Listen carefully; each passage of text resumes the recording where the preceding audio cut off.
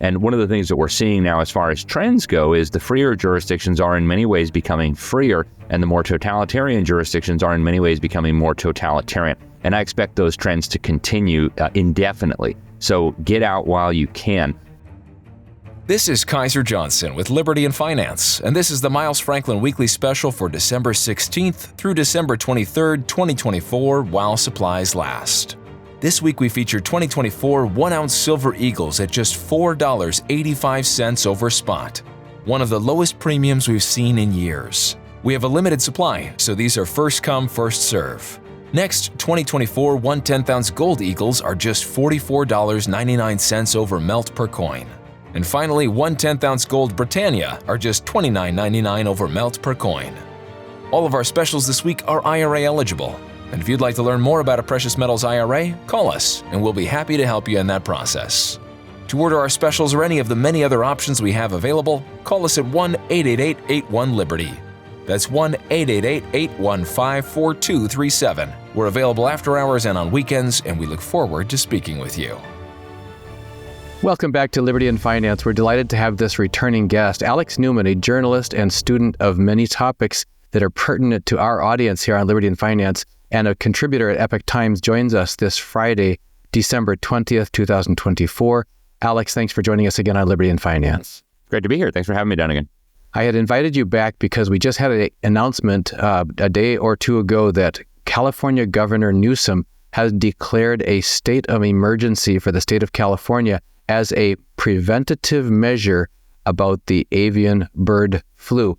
You have been warning us about threats to the integrity of our food supply and about a war on farmers and a war on food production and the necessity of people to take proactive and preventative steps to make sure that they have a secure source of healthy food for their families.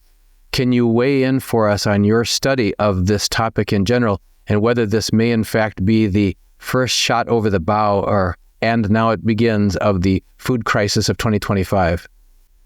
Thanks, Dan. Again, I appreciate you having me on again. And yes, I started warning about 3 years ago, maybe longer, that they were going to drum up a fear pandemic involving bird flu. And that's not to minimize the possible significance of bird flu, right? We know that these maniacs have been weaponizing various pathogens, including bird flu viruses, in laboratories around the world, just like they did with the SARS-CoV-2 virus in the Wuhan laboratory. So it's not to suggest that there is no danger at all from bird flu. There very well may be. But this is something that's been going on for a few years. So far, there has been really no change in the alleged danger of this virus. We've got supposedly some dairies infected. We've got some chickens infected. And now we've got a couple of people who apparently suffered some relatively serious effects from it. But this is not some kind of massive emergency requiring massive attacks on our food supply. And yet that's exactly what we're starting to see now. If you look in California, they've now got half of the state's dairies under quarantine. They're doing massive testing. And we should have learned a really valuable lesson from the COVID, whatever you want to call it. I'm not going to use words that'll get us in trouble with the censors. But they were using this PCR test that is notorious for being easy to manipulate. You just crank up the number of cycles and presto, you find whatever you want, wherever you want. And it makes for very good PR if you're trying to stampede everybody into fear. So my big concern here is that they may try to obliterate our protein supply. If they take out the chickens that lay the eggs, we won't have egg protein. If they take out the chickens that we eat, we won't have chicken protein. If they take out the cows and the milk, which is what it seems like they're working on now, we're in very, very big trouble. And that, of course, plays very nicely into the agenda of certain crazy billionaires who want us to eat fake meat, who have huge positions in fake meat companies, in insect protein companies, and other disgusting things. And it certainly plays into the agenda to wipe out the small independent farmers and ranchers and centralize total control over the food supply. So I think there's much more going on here than meets the eye. I'm not concerned in the slightest about a bird flu. I am concerned about the totalitarian response to a possible bird flu that would very much include disrupting and maybe destroying our food supply. One of the things you mentioned there I wanted to weigh in on, because with a lifetime career in engineering and manufacturing engineering in specific, there are often product quality standards that are set for any particular measurement that are placed on critical quality parameters for manufactured goods. And when you have a significant deviation that's a small distance outside the desired quality parameters, it could potentially result in a big financial loss if you had to scrap a whole bunch of product that was just outside. There's a material review board that meets and says, well, is this close enough? Is this good enough? And I was on the side that delivered the tests and the test results and adjusted the parameters of the tests, and was often and sometimes rather persuasively asked, could you just rerun the test with a slightly different parameters and that kind of thing? And finally, I just came out and said, I said, look, guys, we can just adjust the parameters to how this manufacturing run actually went, and everything will be green if that's what you want. So this is the idea of manipulating the test until you get the results that you're looking for is unfortunately near and dear to my heart in a painful way for my professional life. Another thing, do you have any further comments on that about the manipulation of the science to fit the agenda before we move on?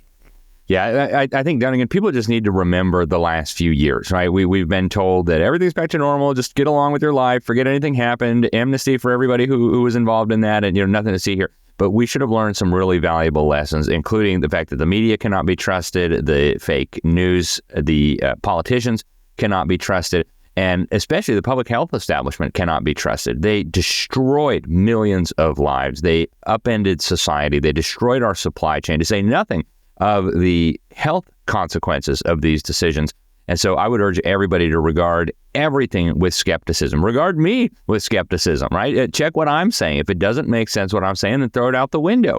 But we need to be increasingly skeptical. There are nefarious actors who are deliberately putting out misinformation and disinformation.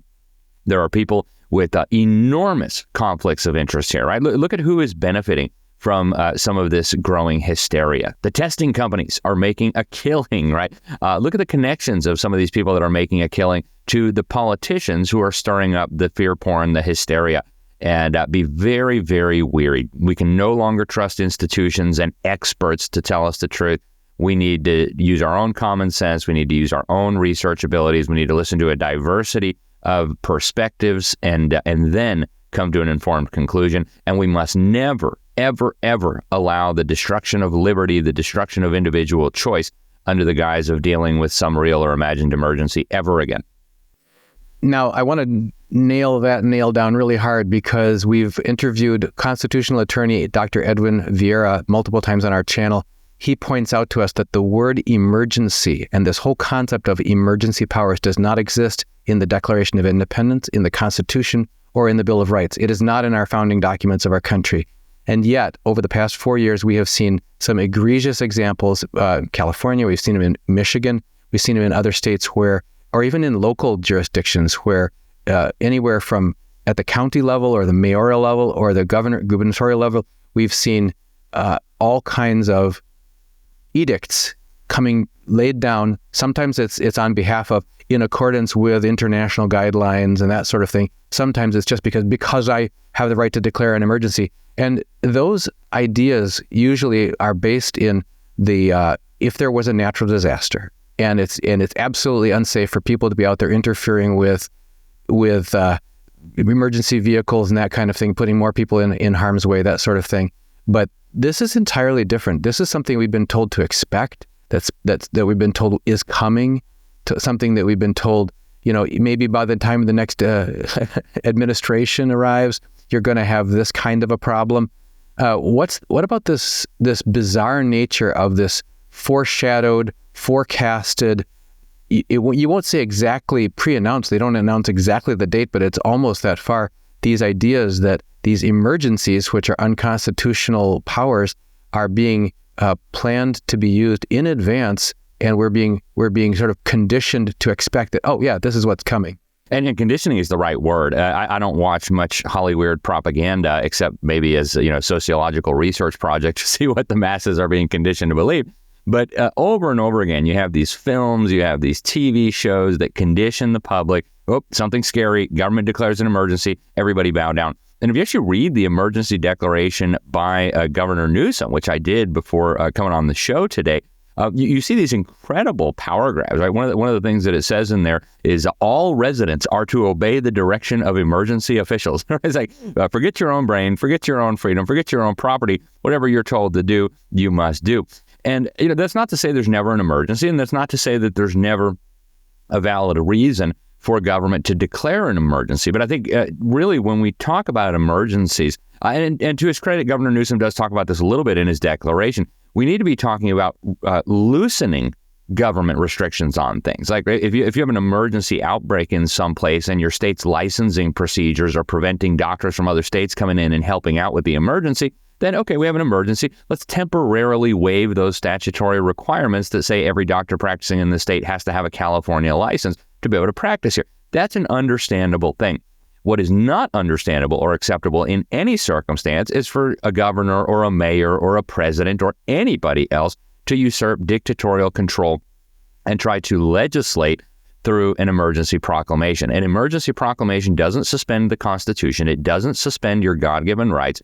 All it does is allow the governor or the mayor or whoever's involved to solicit assistance from other areas, to loosen some of the statutory requirements, regulatory requirements that may be interfering with the response to that. And of course, we have to understand it is a temporary phenomenon, right? This is not something that is meant to... There are jurisdictions in this country that are still under COVID emergency orders. Are you serious? Right? This kind of stuff needs to stop. And we need to uncondition the American people to think that whenever someone says the magic word emergency, suddenly you have no more rights anymore. And I think a really significant problem, Dunnigan, is that nobody was really held accountable for that after the last bout of hysteria. People who tried to trample on others' constitutional rights under the guise of emergency or under color of law, that's a criminal act, right? We actually have federal laws forbidding the infringement on people's constitutionally protected rights under color of law. An emergency declaration purporting to give you extra legal powers to legislate, to command, to trample on people's rights is the very essence of infringing on somebody's rights under color of law. So we've had a few officials publicly speak out about this. Of course, our own state surgeon general here in Florida, I'm not in Florida right now, I'm on an island in the Baltic Sea, but I live in Florida, and our own state surgeon general has been doing a very good job of sounding the alarm about some of these things, but we have got to have accountability. We need to hold people responsible who thought they had the power, or who wanted us to think that they had the power to shred our rights under the guise of dealing with an emergency. That's not what emergencies are for. And I encourage people to look at their own state statutes governing these types of things. These are not blank checks for your governor to become your dictator, your God, your Lord, and your master. These are, in most cases, an opportunity to loosen temporarily statutory and regulatory restrictions that may interfere some way in the response to an actual disaster that lasts for a finite period of time.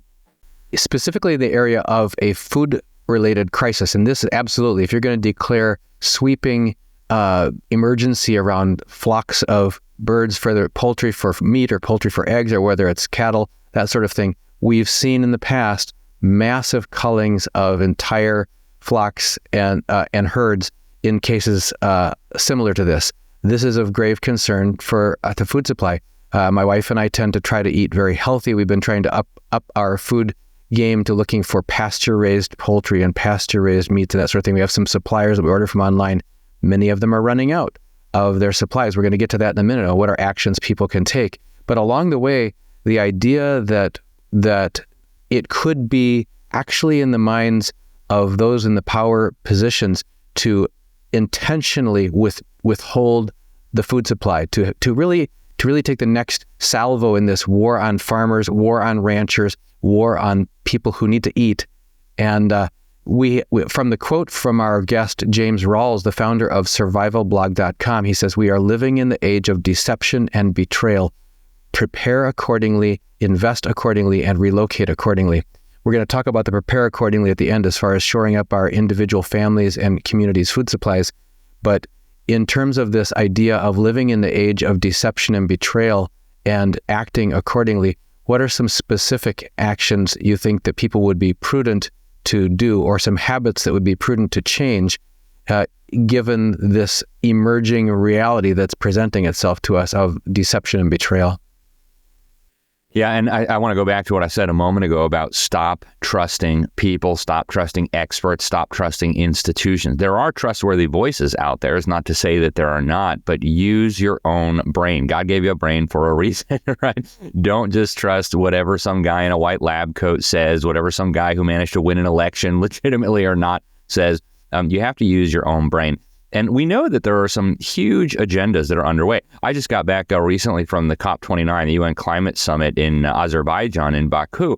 And one of the big subjects of discussion there was the alleged problems of agriculture. Oh, the dairy industry, the beef industry, the poultry industry, these are causing greenhouse gas emissions. I mean, this was one of the top targets of this climate summit. They're kind of moving beyond oil and gas and energy now and saying now your food supply is causing climate change. So we know there are people at the highest levels of power with untold amounts of money and resources. The Rockefeller Foundation, for example, their fingerprints are all over this.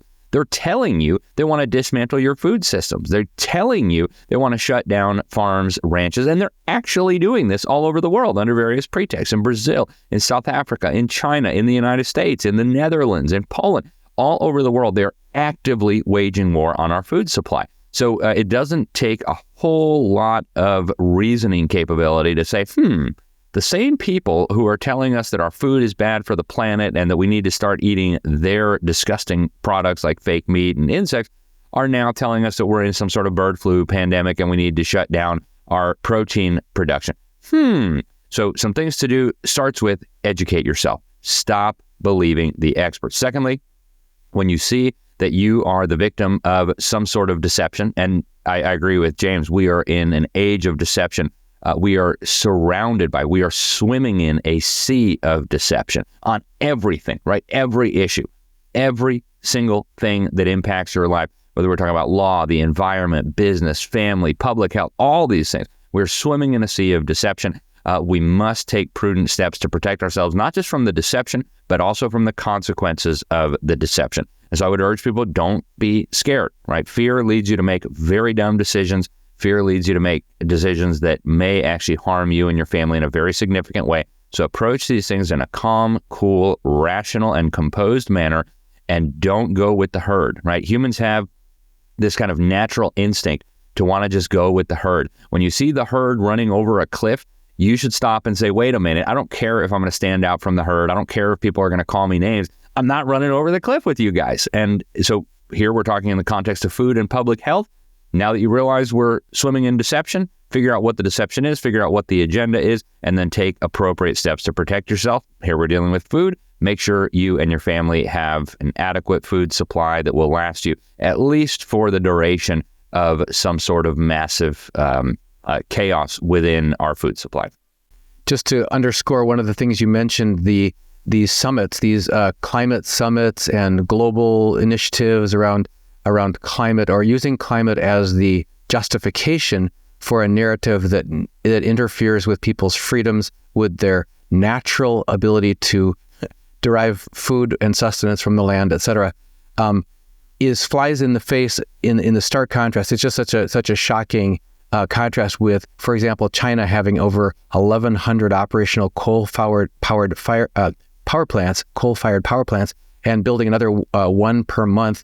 Just in 2023, built an additional almost 50 gigawatts in 2023 of coal-fired power plants. So at the same time that we're being told, you've got to live in 15-minute cities to not travel, so that because travel is wasteful, you have these elite, self-appointed elite flying around the world in their private jets to these conferences to decide how they're going to withdraw the freedoms for people. But when it really gets to the food supply, it starts to hit right at the heart of what you're talking about, that can be very cripplingly fear-inducing in humans, is not just not going along with the herd, but thinking, gee, if the herd is moving, maybe there's something they know that I don't know. Maybe there's just this reptilian reflex, the reaction that we tend to have is, maybe we better all jump over because there's a fire coming, or there's something that's worse than jumping over this cliff, rather than stopping and being intentional and educating ourselves and looking at some alternate sources of information. I'm grateful for that. Now, if we could talk about specific actions that people can take, because one of the three solution steps that James Rawls proposed in his response to the declaration that we're living in the age of deception and betrayal is prepare accordingly and possibly relocate accordingly. Any specific ideas you have that people should consider to shore up the integrity and the security of their food supply, both for their family and their community, which may involve accumulating additional resources, making connections, relocating, whatever that come to mind. Yeah, thank you, Donegan. And I appreciate the opportunity to talk about this. I think at this point, if you're just now starting to think about this, you're way behind the game. And so you're going to have to play some catch up here. But if you have not been thinking in terms of the possibility of crises hitting us and preparing accordingly, you really have a lot of work you need to get doing right now. And so, start simple. When you go to the grocery store, instead of buying 1 tube of toothpaste, buy 2. Instead of buying 2 toothbrushes, buy 4. Instead of buying 3 bars of soap, buy 6. Instead of buying 1 bag of rice, buy 4. Put some in a Mylar bag, seal it up, put some oxygen absorbers, some O2 absorbers, some moisture absorbers, put it in a plastic bucket, and leave it in the closet, right? Start doing just simple things like that so that when there is a massive bout of fear and hysteria, at least you have some time to think through calmly and coolly, right? We all can remember just a few years ago when morons were punching each other in the face over toilet paper at the grocery store. You don't want to be one of those guys, right? So just take obvious precautions so that you don't have to be one of those guys. And even if you get sucked up into the fear, oh no, there's going to be a shortage of toilet paper, so that's all right. I've got plenty of extra toilet paper in my closet. So let's stop and think about this calmly so we don't have to get caught up in this hysteria.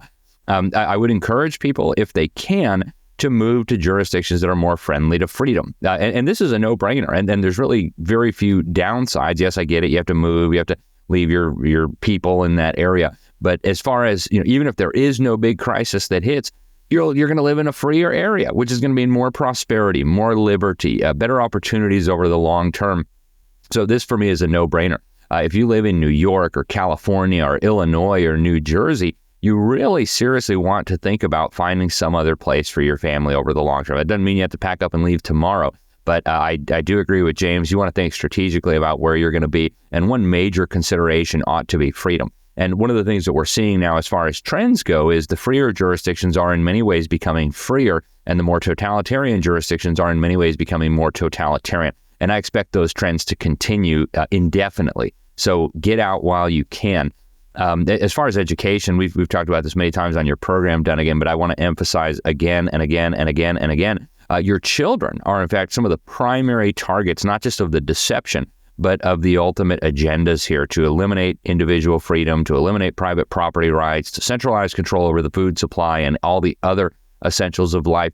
And so one incredibly significant thing you can do, and it's going to be good for your family, it's going to be good for your children, is protect them from that indoctrination. Pull them out of institutions that are indoctrinating them and look for better alternatives. Maybe that's homeschooling. Maybe that's a good Christian school near you. Maybe it's a homeschool co-op. Maybe it's some combination of those things. But there's got to be a better way than handing over your children to a government that hates you and hates your freedom and does all kinds of other things that we don't like for education, right? This is a failed system. The government's own data shows that less than 1/3 of the victims of these institutions are even proficient in the basic things that we expect, like reading, writing, math, etc. So take a very, very important step for your children, for your family, for your community, and for your freedom. Remove them from there and make sure they're getting a good education. And that will prepare them for future deception and for future crises so that they can think through that and make better decisions when the time comes. Yeah, that aspect of preparing yourself both physically, mentally, emotionally, and in relationships with trustworthy neighbors and communities, that sort of thing, and providers of food, for example.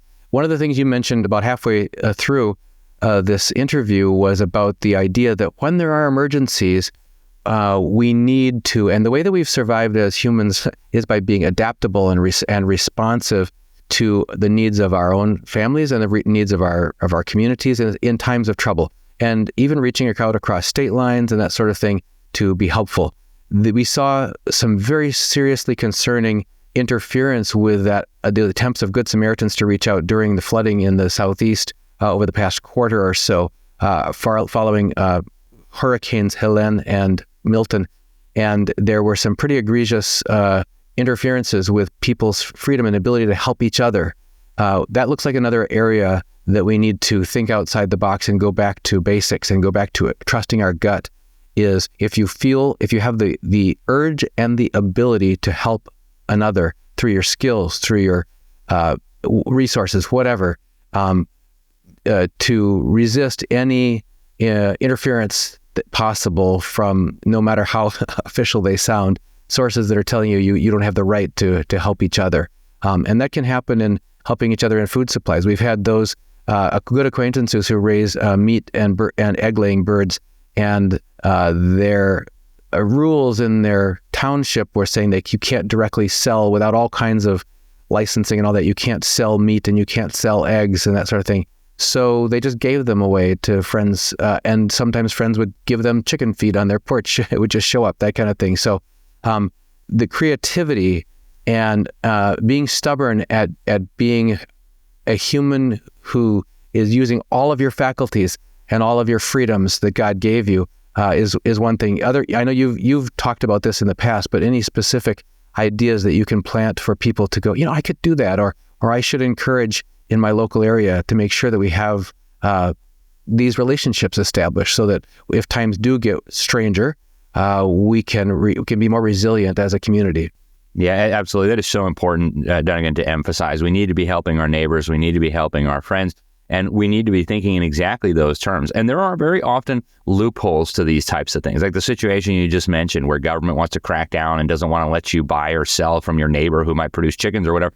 There are easy loopholes around these things. One is the formation of a private membership association. If it's not a public establishment that the public is welcome to participate in, it suddenly becomes exempt from a huge number of regulatory and even statutory requirements, because we're all members, right? We're just serving each other as a private membership organization. So there's lots of ways to do those types of things. Your mention of a possible solution was brilliant as well, right? We can just help each other out. Oh, I'll just bring some chicken feed for you because I love you. And oh, you gave me eggs. Wow, what a great neighbor you are. And I would encourage people, if you can, and I know it's not for everybody, but if you can, try to grow some food on your own. Have some chickens in your backyard. I've got cows. I love my cows. They're fantastic.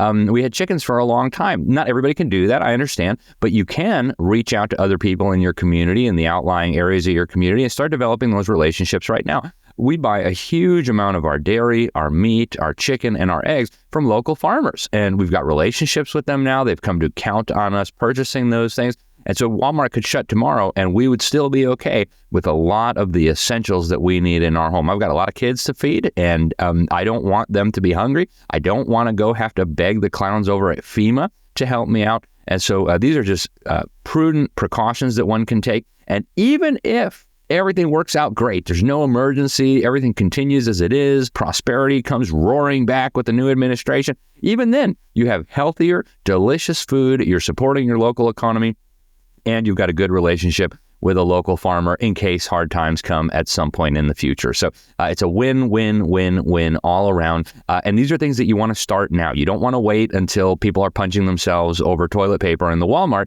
You want to have those relationships in place so that you can fall back on those if you need to. And again, there are only benefits that I can see from those types of actions. Well, Alex, I would like to make sure you have a chance for people to know how they can reach and follow your work on an ongoing basis, because you are an international man of mystery, flying around the world to these summits and these conferences and reporting on the things that are going on so that we have a heads up prior to those waves hitting our shores. How can people stay in touch with your work? Thank you so much, Jennigan. So I'm on X. It's AlexNewman_JOU. People can get my newsletter for free. It's at libertysentinel.org. And then I also serve as senior editor at The New American. You can find a lot of our stuff over there. And of course, regular guests here on your program, Dunnigan. So I encourage people to keep tuning in here. And thank you very much for having me. Thank you, Alex, for joining us again on Liberty and Finance. This is Kaiser Johnson with Liberty and Finance, and this is the Miles Franklin Weekly Special for December 16th through December 23rd, 2024, while supplies last. This week we feature 2024 1-ounce silver eagles at just $4.85 over spot, one of the lowest premiums we've seen in years. We have a limited supply, so these are first come, first serve. Next, 2024 1/10-ounce gold eagles are just $44.99 over melt per coin. We also have an incredible deal on XF $20 gold Liberty coins at just $75 over melt, one of the lowest premiums on pre-33 gold we've seen in a long time. And finally, 1/10-ounce Gold Britannia are just $29.99 over melt per coin. To order our specials or any of the many other options we have available, call us at 1-888-81-LIBERTY. That's 1-888-815-4237. We're available after hours and on weekends, and we look forward to speaking with you.